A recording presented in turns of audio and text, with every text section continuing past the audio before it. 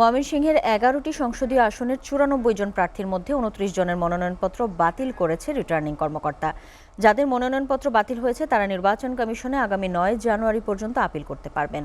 জেলার নির্বাচনের সামগ্রিক পরিস্থিতি জানাতে ময়মনসিংহ থেকে সরাসরি যুক্ত হচ্ছেন সহকর্মী আওলাদ রুবেল। রুবেল, নির্বাচনের সার্বিক পরিস্থিতি কেমন দেখছেন ময়মনসিংহে? সাবরিনা, আসন্ন ত্রয়োদশ জাতীয় সংসদ নির্বাচনের যে সার্বিক পরিস্থিতি আমি যেটা এখন দেখছি, বর্তমানে যে মনোনয়ন যাচাই বাছাই কার্যক্রম শেষে যে সমস্ত প্রার্থীর মনোনয়ন বাতিল হয়েছে তারা ইতিমধ্যে নির্বাচন কমিশনে সেই মনোনয়ন ফেরত পাওয়ার জন্য আপিল করেছেন। এই ৯ জানুয়ারি পর্যন্ত ময়মনসিংহের ১১টি সংসদীয় আসনের যে সমস্ত প্রার্থীর মনোনয়ন বাতিল হয়েছে তারা আপিল করছেন। ৯ তারিখ পর্যন্ত তারা আপিল করবেন এবং ১১ তারিখ আগামী ১১ জানুয়ারি নির্বাচন কমিশন থেকে সেই আপিলের যে ফলাফল অনেকেই প্রার্থিতা ফেরত পাবেন। তো এখন পর্যন্ত ময়মনসিংহের যে ১১টি সংসদীয় আসন আছে এই সংসদীয় আসনে ৯৪ জন প্রার্থী প্রতিদ্বন্দ্বিতা করেছিলেন এবং সেখান থেকে ২৯ জনের মনোনয়ন বাতিল করা হয়েছে। তো সবচেয়ে একটা এখন যে বিষয়টা ময়মনসিংহে আমি লক্ষ্য করছি, ময়মনসিংহের এবার যে ১১টি সংসদীয় আসনে ১১টি আসনেই বাংলাদেশ জাতীয়তাবাদী দল বিএনপি তাদের প্রার্থী মনোনয়ন দিয়েছে এবং মনোনয়ন দেওয়ার পরেও ময়মনসিংহে যে বিদ্রোহের অনলে পড়ছে ময়মনসিংহ বিএনপি। বিশেষ করে ১১টি আসনেই বাংলাদেশ জাতীয়তাবাদী দল বিএনপির প্রার্থীর সাথে দলের যারা মনোনয়ন পাননি সেখান থেকে বিদ্রোহী হিসেবে স্বতন্ত্র হিসেবে প্রতিদ্বন্দ্বিতা করছেন। পাশাপাশি বাংলাদেশ জাতীয়তাবাদী দল বিএনপি এবং বিএনপির স্বতন্ত্র প্রার্থীর পাশাপাশি এখানে বাংলাদেশ জামায়াতে ইসলামী, এনসিপি, গণ অধিকার পরিষদ, খেলাফত মজলিস যারা আছে তারাও এখানে প্রতিদ্বন্দ্বিতা করছেন।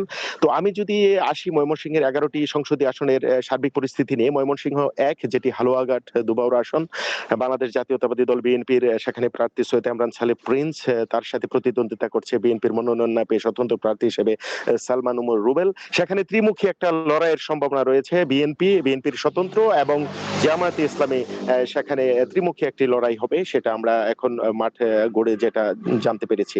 পরবর্তীতে ময়মনসিংহ ২ ফুলপুর তারাকান্দা আসন, সেখানে বিএনপির মনোনীত প্রার্থী মোতাহার হোসেন তালুকদার, তার সাথে প্রতিদ্বন্দ্বিতা করছে বিএনপির সাবেক এমপি এবং যিনি বর্তমানে বহিষ্কৃত অবস্থায় আছেন শাহ শহীদ সারোয়ার। তার মনোনয়ন বাতিল হয়েছে, তিনি আপিল করেছেন এবং সেখানেও জামায়াতে ইসলামের প্রার্থী রয়েছে, সেখানেও ত্রিমুখী লড়াইয়ের সম্ভাবনা রয়েছে।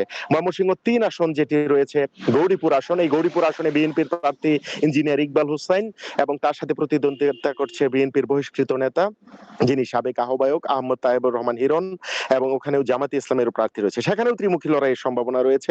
ময়মনসিংহ ৪ সদর আসন, সেই সদর ৪ আসনে ময়মনসিংহ সদর ৪ আসনে বিএনপির একক প্রার্থী রয়েছে, সেখানে জামায়াতে ইসলামের প্রার্থী রয়েছে, সেখানে দ্বিমুখী বিএনপি এবং জামাতের মধ্যে লড়াই হওয়ার সম্ভাবনা রয়েছে। ময়মনসিংহ ৫ মুক্তাগাছা আসনে বিএনপির প্রার্থী জাকির হোসেন বাবলু, সেখানে তার সাথে প্রতিদ্বন্দ্বিতা করছেন জামায়াতে ইসলামের প্রার্থী, সেখানেও দ্বিমুখী লড়াই হবে। ময়মনসিংহ ৬ ফুলবাড়ী আসন, সেখানে বিএনপির প্রার্থী আছেন আক্তারুল আলম ফারুক, তার সাথে প্রতিদ্বন্দ্বিতা করছেন বিএনপি থেকে স্বতন্ত্র প্রার্থী জেলা বিএনপির সদস্য আব্দুল করিম সরকার। ময়মনসিংহ ৭ ত্রিশাল আসনে সবচেয়ে বড় একটা বিষয় হলো সেখানে বিএনপির প্রার্থী ডাক্তার মাহবুবুর রহমান লিটন, তার মনোনয়ন বাতিল হয়েছে এবং তিনি আপিল করেছেন, তিনি মনোনয়ন ফেরত পাবেন বলে আমাদেরকে জানিয়েছেন।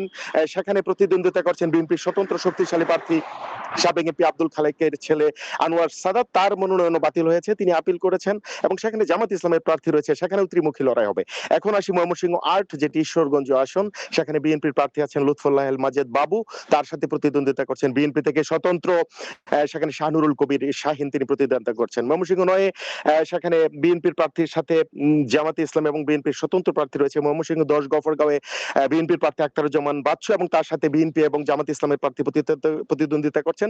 পাশাপাশি সর্বশেষ যে ময়মনসিংহ ১১ আসন, যে শিল্পাঞ্চল ভালুকা, এই ময়মনসিংহ ১১ আসনে বিএনপির প্রার্থী আছেন ফখরুদ্দিন আহমেদ বাচ্চু এবং তার সাথে শক্তিশালী স্বতন্ত্র প্রার্থী হিসেবে আলহাজ মুর্শেদ আলম, যিনি বিএনপির উপজেলা ভারপ্রাপ্ত আহ্বায়ক এবং ময়মনসিংহ দক্ষিণ জেলা বিএনপির যুগ্ম আহ্বায়ক, তিনি প্রতিদ্বন্দ্বিতা করছেন। পাশাপাশি এখানে এনসিপির ডাক্তার জাহিদুল ইসলাম, তিনি মনোনয়ন জমা দিয়েছেন এবং জামায়াতে ইসলামের প্রার্থী আছে। তো আমি যদি আপনাকে বলতে চাই, এখানে বিএনপি, জামায়াতে ইসলাম এবং এনসিপির যে সমস্ত প্রার্থী আছে তারা এখনো নীরবে তারা কাজ করে যাচ্ছেন, গণসংযোগ করে যাচ্ছেন। বিশেষ করে বিএনপি বেগম খালেদা জিয়া রুহের মাগফিরাত কামনায় তারা দোয়া মাহফিল করছেন, দুস্থদের মধ্যে খাবার বিতরণ করছেন। পাশাপাশি জামাতে ইসলাম, এনসিপি তারা তাদের কর্মকাণ্ড চালিয়ে যাচ্ছেন এবং এনসিপি থেকে ময়মনসিংহের 11টি আসনে একটি আসনেই মনোনয়ন জমা দিয়েছেন, সেটি হলো ভালুকা আসন। তো সব মিলিয়ে নির্বাচনী পরিবেশ এখন সব মিলিয়ে পরিস্থিতি ভালো রয়েছে, আইন শৃঙ্খলা পরিস্থিতি স্বাভাবিক রয়েছে। এই শীতের রাতে কিছু কনকনে শীতের রাতে ছিচকে চোর এবং গরু চোরের উপদ্রব ছাড়া বড় ধরনের আইন শৃঙ্খলা পরিস্থিতির এখনো ব্যত্যয় ঘটেনি।